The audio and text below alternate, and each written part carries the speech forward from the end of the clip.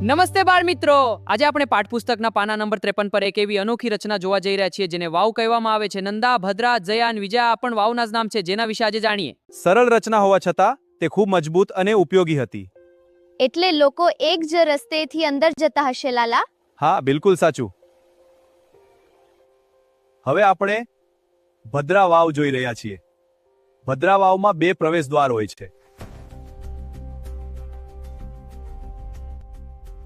બાળ મિત્રો, વાવનું પાણી મીઠું અને ઠંડુ લાગે લોકો પાણી માટે અલગ અલગ દિશામાંથી સરળતાથી આવી અને જઈ શકતા હતા.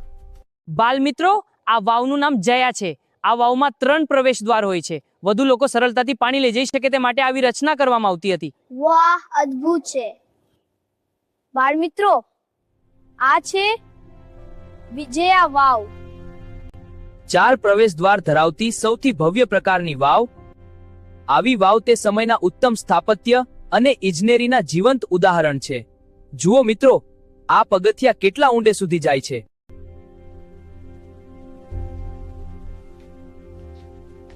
ઉનાળામાં પણ લોકો અહીંથી પાણી મેળવી શકતા હતા. જુઓ, આ જૂની વાવ છે.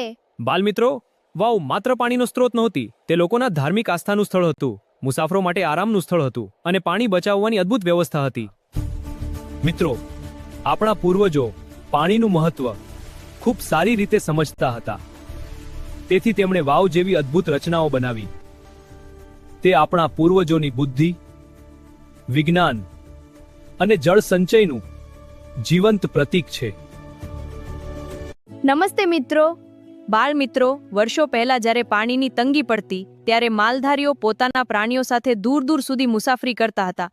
તેમના વિશે જાણીએ. મધ્યું પહેલા દરેક જગ્યાએ પાણી મળતું નહોતું, તેથી માલધારીઓ ઘેટાં, બકરા, ગાયો અને ઊંટ સાથે એવી જગ્યાએ જતા જ્યાં પાણી ઉપલબ્ધ હોય. તે સમયના લોકો માનતા હતા કે તરસ્યા મુસાફરને પાણી આપવું સૌથી મોટું પુણ્ય છે. તેથી અનેક જગ્યાએ વાવો બનાવવામાં આવી. મિત્રો, શું તમે ક્યારેય તમારા વિસ્તારમાં પાણીની અછતનો સામનો કર્યો છે? જો કર્યો હોય તો તેનું કારણ શું હતું? બાળ મિત્રો, ઓછો વરસાદ, શું તમે ક્યારેય પાણીનો બગાડ અથવા જળ સંચયનો અભાવ? આ પ્રશ્નો વિશે જરૂર વિચારજો.